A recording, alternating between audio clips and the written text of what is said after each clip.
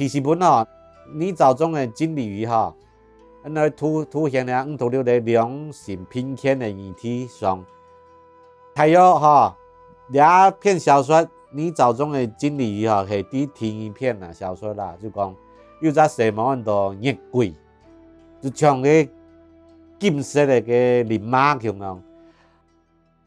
当将当过贵，但假把是特殊人呐，去坚持吼，唔会为着金钱来假人呐。不过当时的风气啊，当到剪头们吼，信息啊，当为土嘅世家，两热贵吼，基本赞同啦。不过哦，假把虽然讲特殊人安尼探钱呐，到中国英雄人啦。老记吼，大部分俩有钱人都做世家啦，俩热贵吼，伊吼有俩现代思想，伊满本人做世家，其实就算是台上是一架深铁路啦，深铁路去个杂种吼，有上个灭机啦，去上个刺杀啦、保修啦，有上到讲俩贵族社会吼，就像。奶吼，就像个奶的壁桶像啊，壁桶全部奶啦，用摸土地的人全部是啦，有时候去进退沙庄啦、保守啊，都摸嘛意思啦。有时候去就上啊吼，出来讲五权运动、加入文化协会来改革咱贵族社会啦。当然，因为心理专责啊，有啲硬啦哈，不过表现五图六嘅该东西哈，五天嘅个想法哈，有达到咧啦。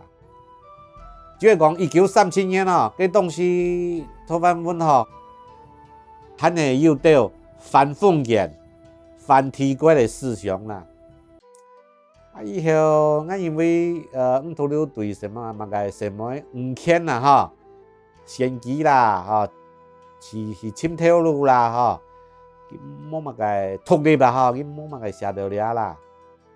你講咧五圖六吼，佢浪漫的本性啦，吼，佢講佢一家係五星崇拜者，你書當袂見用寫一家哦。我哋最後哦，補充啦，佢哋較老嘅時間本來什麼一個很細啦，名按到記五友。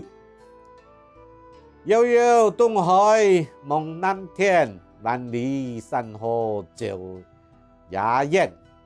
不勤力修添八節，哪堪離苦托雲間。也係講佢1971年嗬，係日本遊覽啦，喺上世海啦，用寫出來嘅，上到嘅什麼朋友啦。俩東西佢基本上還蠻高興哦。